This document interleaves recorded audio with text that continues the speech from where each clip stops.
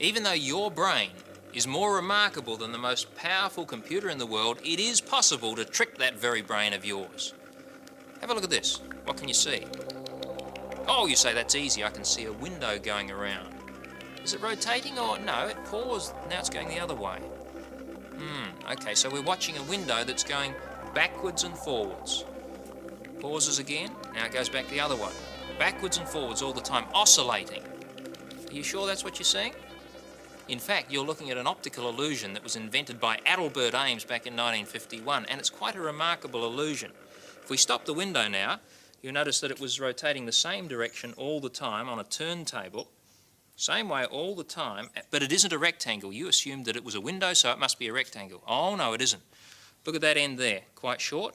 This end, quite large. In fact, it's a trapezoid. A trapezoid, a strange shape. Not a rectangle, though. But because we've seen so many windows in our lives, we assume that they're all rectangular. Let's have a look at a real window. Your brain was forced to make a choice in that illusion between seeing a rectangular window going backwards and forwards or a trapezoid rotating, and you chose the rectangular window. You knew that whenever you look at a rectangular window that has cross pieces, you can see not only the fronts of those cross pieces, but also the sides, and you may even see shadows underneath some of the cross pieces. But you've seen so many of these windows that you know all the time they'll be rectangular. And you can see that I've painted this window on a flat piece of cardboard to look like a real window. In fact, I've painted the cross pieces so that they appear to be three-dimensional. I've even painted in the shadows that you might get if you had a light from above. Okay, now you know it's an illusion. You know it's not a window, it's a flat piece of cardboard. You also know that it's a trapezoid, it's not a rectangle. So now the illusion won't work with you, will it? Or will it? Have a look at it again.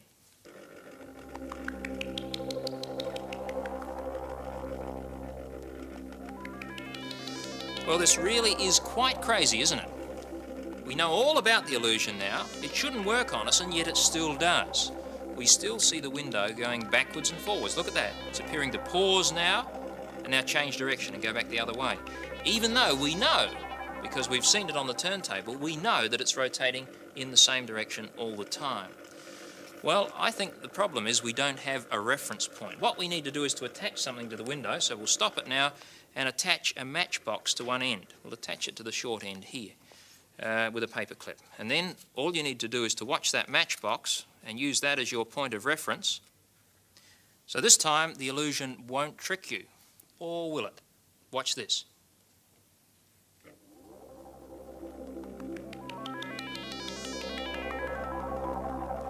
Now there's the matchbox going around the back of the window. Keep watching it.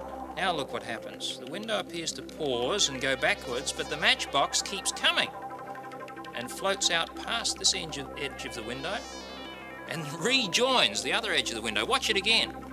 Goes around the back. Firmly attached to the window, you can see that.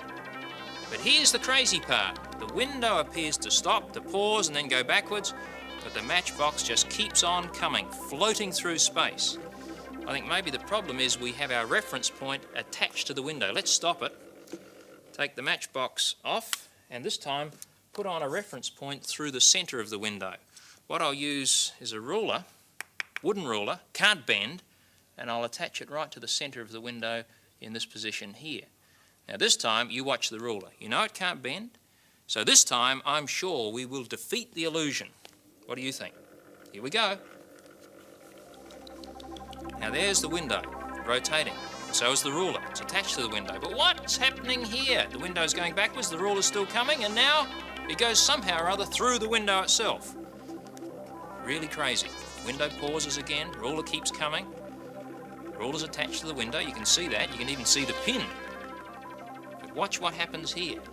The ruler's coming, window pauses, window goes backwards, and somehow or other they go through each other, even though you know they can't do it.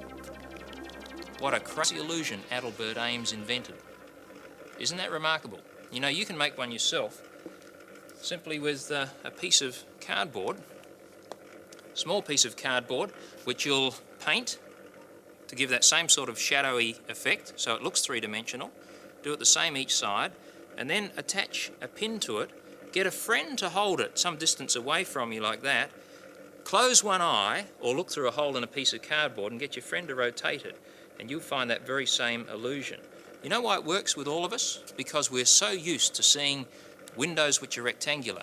If the same illusion is taken to a tribe in the middle of Africa where they haven't seen rectangular windows, it doesn't work for them. They see it rotating around and around and around, whereas we see it going backwards and forwards all the time.